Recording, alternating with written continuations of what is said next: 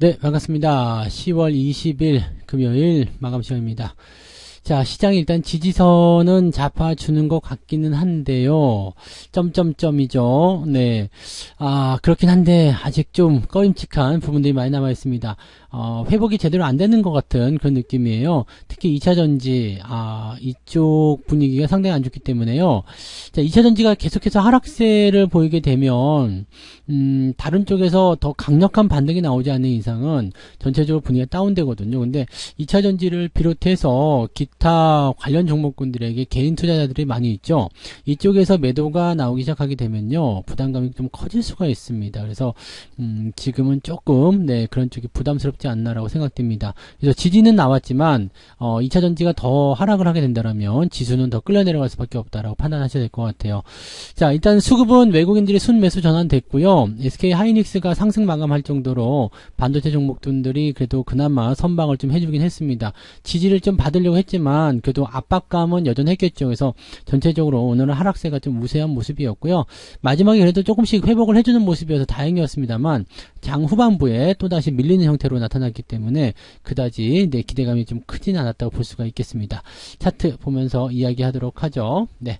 자, 코스피 지수 살펴보시면은요, 아래쪽 꼬리가 있습니다. 장중에는 더 많이 올라가서 분위기가 좋았었죠. 그래서 지지가 좀 잡히고 이제 좀 올라가나 싶었는데 결국에는 2차전지가 더 말아먹는 모습이었어요. 분위기를 좀 살펴보시면은요, 코스피 지수는 그래도 좀 낮죠. 아침에 10시, 11시경 잡혀있는 지지점 그때 유지가 됐고요. 계속 치고 올라가는 모습이어서 좀 기대를 좀 했었거든요. 근데 2390 또는 2400까지만 올라가면 정말 베스트였고요. 2390만 나와도 괜찮다 싶었는데 좀 더 떨어졌어요. 그래서 지금으로서는 2375포인트도 사실은 뭐 나쁜 수치는 아닙니다. 오늘 저점을 잡았다라는 느낌을 가져갈 수 있기 때문에 나쁜 수치가 아니고, 마지막에 외국인 매수가 들어오면서 분위기를 좀 잡아줘서 중동 문제만 좀 깨끗하게 해결된다면 주가 상승할 수 있는 배경은 있겠습니다.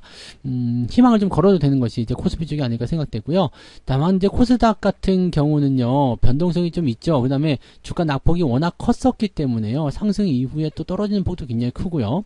이 14시, 이 2시, 오후 2시부터 팔아먹는 이놈들이 지금 보면은 물량을 던지는 모양이 굉장히 많단 말이에요. 그러니까, 저런 것들도 좀 정리가 좀 돼야 돼요. 그래서, 지금 시장 상황만 딱 놓고 봐서는요, 코스닥 상황이 되게 좋지 않다라는 것을 우리가 좀 참고하셔야 될 것 같고요.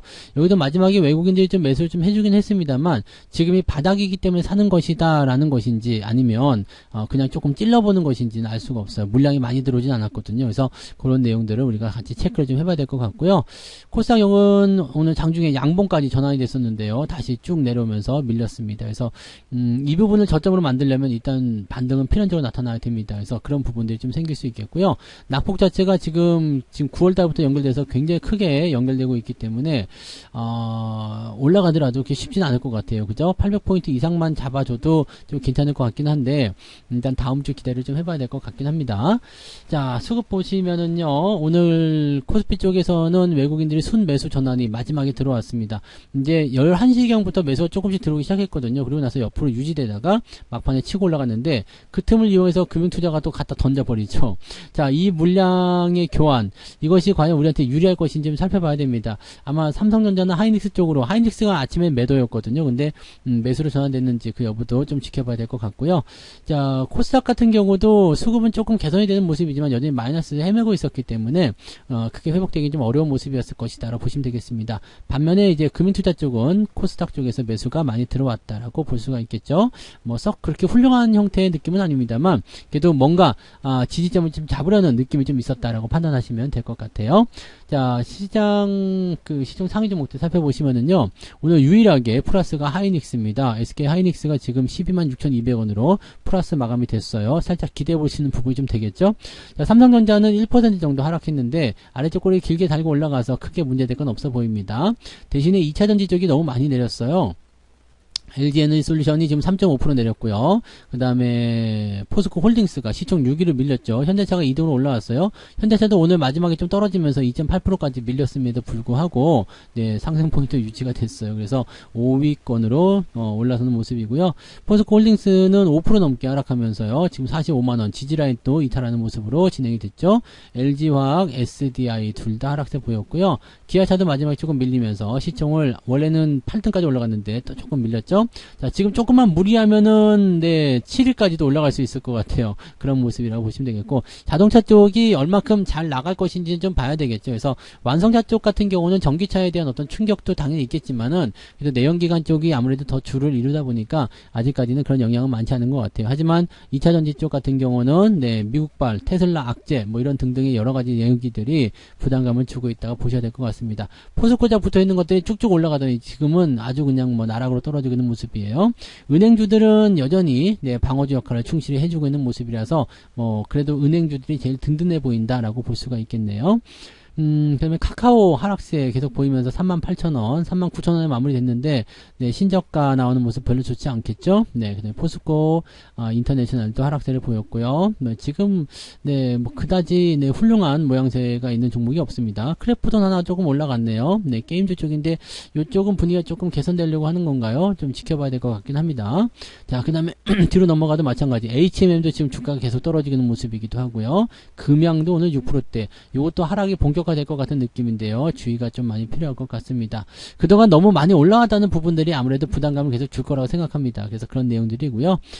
내려볼게요. 코스닥 쪽 살펴보시면 에코프로 BM이 마이너스 2.5%, 에코프로가 오늘 거의 6% 하락했어요. 그래서 가까운 곳에서 보게 되면 신저가예요. 그러니까 74만원대까지 밀리는 모습이 있었기 때문에 지금 75만원. 이거는 투매가 나와도 이상할 게 없는 자리죠. 즉 투매라는 것은 이미 형성이 됐겠지만은 개인들이 이제 뭐 반대 매매에 부딪힌다거나 종목을 던지는 그냥 무작위로 집어던지는 그런 형태의 모습이 나타날 수도 있는 위치가 되고 있습니다. 포스코 DX도 하락세 보였고요. LNF도 하락세로 전환됐습니다. 이런 형태의 느낌들. 지금 포스코 DX 같은 경우는 코스피로 넘어가는 부분 때문에 공매도 쪽에서의 어떤 공격이 많이 들어오지 못하고 있는 모습이기도 하고요. 뭐 환매 이런 것들도 나타나고 있기 때문에 그나마 좀 잘 버티는 것 같긴 하죠. 네. 근데 넘어가면 어떻게 변할지 모릅니다. 네. 그런 부분이 좀 있고 게임주들이 그나마 오늘은 조금 네 뭔가가 좀 있는 것 같긴 합니다. 그리고 HPSP 같은 경우가 이제 유지가 되는 모습이었고요. 그다지 뭐 썩 좋은 흐름이 있는 게 별로 없어요. 근데 뒤쪽 넘어가니까 이제 조금씩 올라온 모습 보이죠. 아침엔 다 프로딩딩 했는데 조금씩 반등하는 모습이고요. 워닝 IPS라든지 이런 그 반도체 관련한 종목분들의 움직임들이 그나마 조금 개선이 되었다라고 판단을 해보실 수가 있겠습니다. 2차전지는 그냥 다 빠졌어요. 그래서 시총이 다 밀릴 거라고 생각합니다. 중요한 거는 여기서 시총이 밀리고 그 다음에 다른 종목군들이 채워줘야 된다는 거죠. 그래서 그만큼 과연 들어올 수 있겠는가. 자, 2차전지에서 빠져나가는 수급들은 충분히 많을 거라 생각해요. 근데 그것을 방어해 줄 만큼의 그런 강력한 매수가 들어올 만한 재료가 있겠는가라는 생각을 좀 해볼 필요가 있겠습니다. 그래서 빈자리를 채울 만한 재료가 없다라면 2차전지의 하락은 그냥 그대로 우리한테 악재가 될 수 있다라고 생각하셔야 되겠죠. 자, 이제 등락 현황 보시면은요, 아침보다 조금 낮습니다. 아침에는 1,400개가 넘었는데요. 지금 코스닥 쪽 하락 종목이 1,297개, 뭐 별 차이는 나지 않지만 그래도 많이 줄어들었고요. 278개나 상승한 종목으로 올라왔습니다.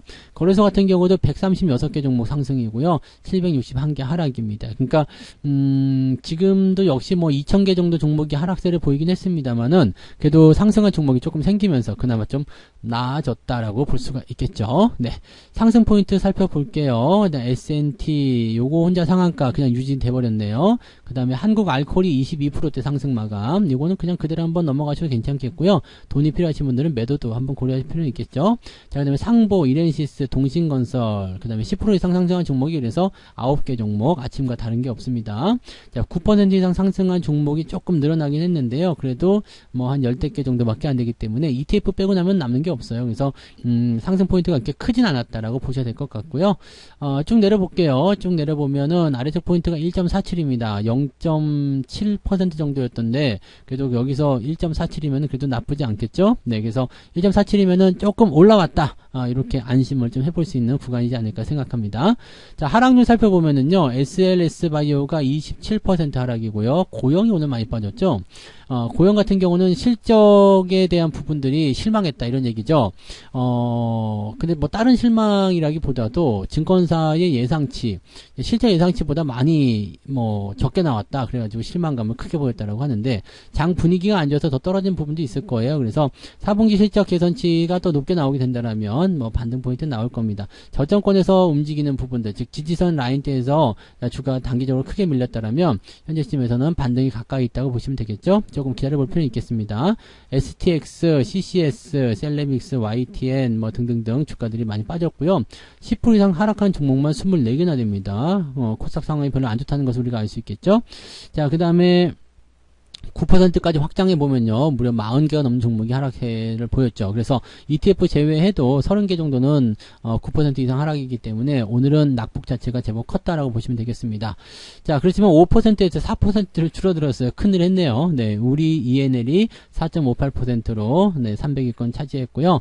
단순 계산을 보면은 계좌는 마이너스 3% 정도 네, 잡힌다라고 볼 수 있겠는데, 체감하시기에는 그보다 훨씬 더 많이 밀릴 것 같아요. 한 4% 전후에 변동폭으로 오늘도 나오지 않을까 생각합니다. 자, 근데 오늘은 반도체 쪽 반등이 좀 있었기 때문에요, 종목 변동에 대한 부분들이 이렇게 포트폴리오를 따라서 움직일 수 있는 가능성이 있어서 반도체 쪽 구성이 좀 많으시다라면 낙폭 자체가 그렇게 크게 나타나진 않을 것 같다라는 생각도 좀 해볼 수는 있을 것 같습니다. 조금은 지켜봐야 될 것 같아요. 그리고 아까 주가가 막 올라가면서 반등하기 시작할 때는 플러스 국면으로 들어간 종목들이 상당히 많았었는데요, 지금은 또 많이 좀 떨어진 것을 보니까 그렇게까지 뭐 이렇게 대단하거나 좀 강력한 상승이 아직은 네, 나타나지 않았고 아직도 더 필요하다라고 볼 수가 있겠죠. 네. 자, 매매 동향 살펴보겠습니다. 오늘 기관적 움직임에서는요, 고퍼스 매수 계속 들어가고요. 그 다음에 에코프로뱀이나 에코프로 이런 종목들 매수가 좀 들어와 있는 모습이네요. 유한양행도 이제 매수를 조금 들어가면서 하락을 멈춰주는 모습이긴 하고요. 이런 모습이고요. 삼성전자 매도, 하이닉스 매도, 셀트리온 매도, 시총 상위 종목들 위주의 매도가 좀 있었고요. 코스피를 팔고 코스닥을 사는 그런 전형적인 모습들 그대로 나타나는 모습이다 보시면 되겠습니다. 외국인들은 반대겠죠. 외국인들은 삼성전자, 하이닉스가 이제 순매수 들어왔죠. 네, 근데 삼성전자 1등 매수고요. 그래서 둘 다 매수하고 있고요. 포스코 인터내셔널, 포스코 홀딩스 이런 것들 위주로 매수가 좀 들어와 있는데 물량 자체가 많지는 않습니다. 대신에 매도는 지금 현대차, 자동차 쪽에서 마지막에 좀 던지는 모습이었던 것 같아요. 그 다음에 LG에너솔루션, SDI, 에코프로비엠, 포스코 TX, LG화학 뭐 등등등 해가지고요.